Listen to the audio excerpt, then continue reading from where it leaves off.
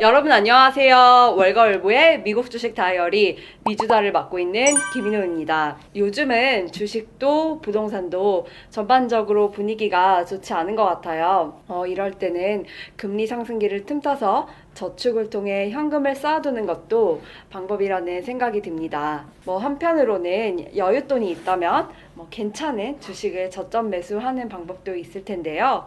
어쨌든지 간에 앞으로 2년에서 3년 정도 후이면 그때 조금씩 사둘 걸 하고 후회할 가능성도 있지 않을까요? 이제부터 이번 주 주요 글로벌 경제 지표 일정을 확인해 보도록 하겠습니다. 저희 미주다 영상에서는 항상 한국 시간에 맞춰서 경제 지표 발표 일정을 소개를 하고 있는데요. 왜 그러냐 하면 중요 지표들은 우리나라 국내 증시에도 영향을 주기 때문입니다. 이참에 우리나라 시황 분위기도 같이 파악할 수 있으면 좋을 것 같아서요. 자, 일단 27일 월요일은 콜롬비아 증시가 예수 성심 대축일 기념일 휴장입니다. 우리가 개인 투자자 입장에서 콜롬비아 증시에 투자할 일이 많지는 않은데요. 다만 지난 19일 콜롬비아는 사상 처음으로 대선에서 이른바 좌파 후보가 대통령으로 당선이 됐죠. 당선자인 구스타보 페트로는 게릴라 출신으로도 눈길을 끈 적이 있는데요. 콜롬비아는 역사상으로 미국 영향을 많이 받아서 우파가 집권하는 체제였는데 뭔가 미국의 뒷마당 정책도 이번 대선을 이후로는 그렇게 쉽지 않은 그런 도전을 맞이하게 된 것 같습니다. 가뜩이나 인기가 없는 미국의 조 바이든 대통령이 외교 정책을 어떻게 가져갈지 궁금해지는 대목이네요. 사실 투자자 입장에서 중요한 건 저녁 9시 30분에 미국 상무부가 발표하는 미국 5월 내구재 수주입니다. 특히 내구재 수주 중에서도 민간 부문의 실물 경제 분위기를 보려면 근원 내구재를 기준으로 봐야 하는데요. 5월에는 직전 달인 4월보다 근원 내구재 수주가 0.6% 늘어났을 것이라는 게 시장 예상입니다.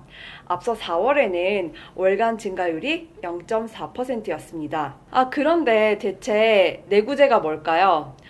왜 내구재 수주 지표가 중요하다고 하는 걸까요? 사실 내구재란 보통 3년 이상 사용 가능한 제품을 말하는데요. 가장 대표적인 것이 세탁기, 냉장고 같은 것들이죠. 제품치고는 큰 돈이 들어가는 것들이다 보니까 내구재를 얼마나 주문받아서 생산하느냐를 보여주는 내구재 수주는 실물 경제 분위기를 파악하는 데 좋은 힌트가 되는 지표입니다. 특히 내구재 중에서도 근원 내구재 수주란 군수품과 항공기, 운수업 부문을 뺀 나머지 내구성 제조업 제품의 신규 수주 총액 변화를 말합니다. 이어서 28일 화요일에는 미국 상무부가 5월 상품 모역 수지를 발표합니다. 상품 모역 수지는 말 그대로 전체 모역 중에서 서비스 부문이 아닌 상품 모역 부문 흑자 혹은 적자 규모를 보여주는 지표입니다. 앞서 4월에는 미국 상품 모역 수지가 약 1,060억 달러 적자였습니다. 요즘 워낙 전 세계적으로 인플레이션, 그러니까 물가가 지속적으로 급등하는 상황이 이어지다 보니까 미국에서는 중국 관세를 일부 낮춰서 수입 물가를 잡아야 한다는 목소리가 나오고 있어요. 가뜩이나 지지도가 높지 않은데 인플레이션 때문에 더 인기가 떨어지고 있는 조 바이든 대통령은 지난 5월 일본을 방문한 자리에서 중국에 대한 고율 관세 부과는 이전에 트럼프 정부 때 한 것이라고 말하기도 했습니다. 중국에 매긴 고율의 관세를 이전 정부가 한 것으로 선을 그은 후에 자신은 관세를 낮출 수 있다는 점을 시사한 발언이겠죠. 어쨌거나 워낙 물가가 뛰다 보니까 미국 주식 투자자들이라면 미국 소비자 심리를 생각하지 않을 수 없습니다. 이날 저녁 11시에는 컨퍼런스 보드가 미국 6월 소비자 신뢰지수를 발표하는데요. 신뢰지수에는 심리적인 그런 주관적인 평가가 들어가기 때문에 눈여겨볼 만한 지표인데 전망이 그다지 밝지가 않습니다.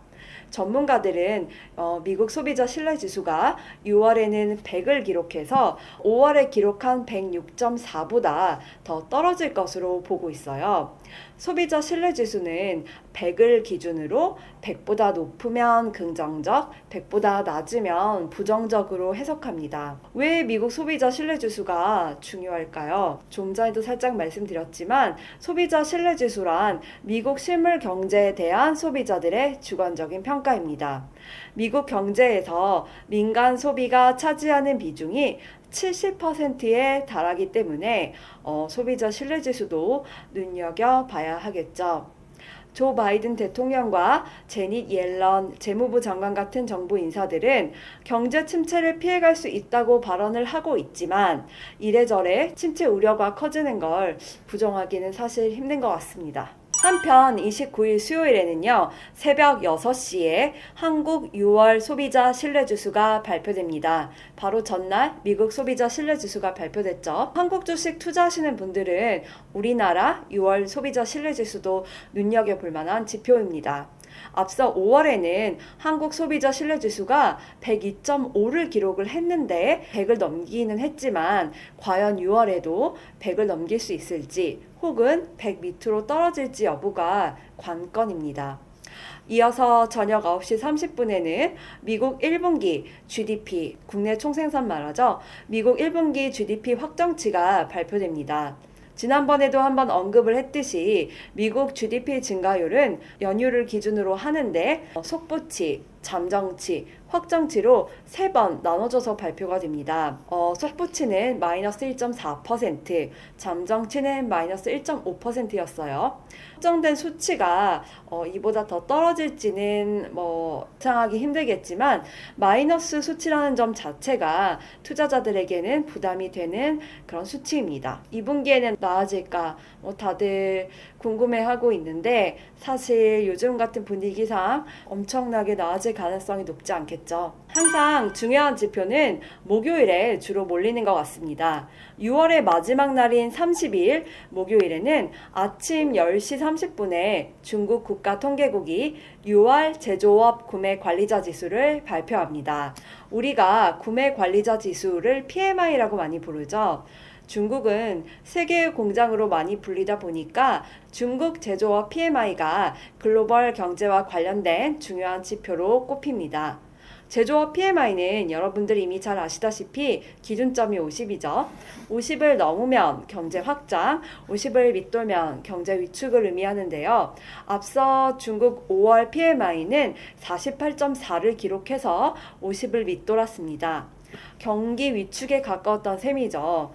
이번에는 좀 나아질지 여부가 관전 포인트인데요. 아무래도 6월은 상하이 같은 주요 지역 봉쇄가 해제되기 시작한 후의 시점이기 때문에 이전보다는 조금 더 나아졌을 가능성이 있습니다. 그리고 이날 저녁 9시 30분에는요. 미국 상무부가 5월 개인 소비 지출 물가 지수, 그러니까 PCE 물가 지수를 발표합니다. 미국 개인 소비 지출 물가 지수는 헤드라인 물가 지수 역할을 하는데요. 특히 미국 중앙은행 연방준비제도 연준이 기준금리를 결정할 때 우선적으로 참고하는 건 개인 소비자 지출 물가 지수 중에서도 근원치, 근원 개인 소비 지출 물가 지수입니다. 근원이라는 딱지가 붙은 거죠. 물가가 널뛰는 식품과 에너지 부문을 제외한 나머지 가격이 얼마나 올랐나 측정하는 겁니다. 앞서 4월에는 개인 소비 지출 물가 지수 연간 상승률이 4.9%였는데요.